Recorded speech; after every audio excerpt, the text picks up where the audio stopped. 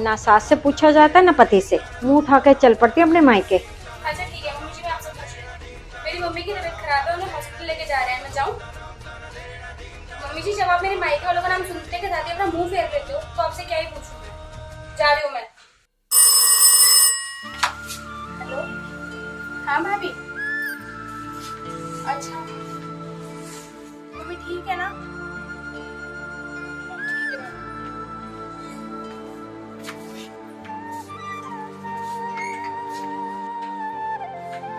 क्या हुआ, अब वापस क्यों आ गई? कुछ नहीं, वो भाभी का फोन आया था कि मम्मी की तबीयत पहले से ठीक है तो उन्हें एडमिट नहीं कर रहे हैं, तो मैं वापस आ गई। इतने मतलबी भैया भाभी नहीं कभी देखे किसी के जितने तेरे हैं। दुख में तो पूछते हैं, सुख में पूछने का नाम भी नहीं लेते।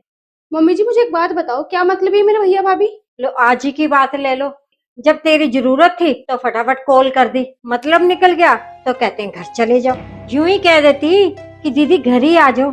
हॉस्पिटल में भी तो जा ही रही थी ना, तो कह ही देती घर आ जाओ दीदी, मम्मी से भी मिल लो। मम्मी जी, एक दूसरे की मदद करने से ही ना रिश्ते चलते हैं। और मम्मी जी पहली बात, मैं आपकी बेटी की तरह नहीं हूँ कि अभी एक काम की बोल दो तो फौरन मना कर देंगी, इतनी बिजी हो जाएंगी कि कोई हद ही नहीं है। और बहाने बहाने तो ऐसे ऐसे बनाएंगी कि मैं आपको क्या ही बताऊं, आप खुद सुनकर कहोगे कि नहीं बेटा तू आ ही मत यहाँ। और अगर मैं अभी कह दूं ना कि चलो दीपाली घूमने चलते हैं, ठीक है, तो वो फौरन सारे काम छोड़ के जॉब छोड़ के आ जाएंगी, तब उन्हें कोई नुकसान नहीं होगा। खैर छोड़िए। मेरी बेटी क्यों काम करेगी? जो भैया भाभी के घर जाती है काम करने, उनको बुला ले काम करने के लिए। और वैसे भी ना मम्मी जी, मेरे इकलौते भैया भाभी हैं, तो मैं तो उनके घर जाऊंगी और 100 काम भी करूंगी। वाह, अपने भैया भाभी के लिए इतना प्यार, और मेरी बेटी जो इस घर की बेटी है उसके लिए इतनी नफरत। मेरे भैया भाभी ना आपकी बेटी की तरह मतलब ही नहीं है।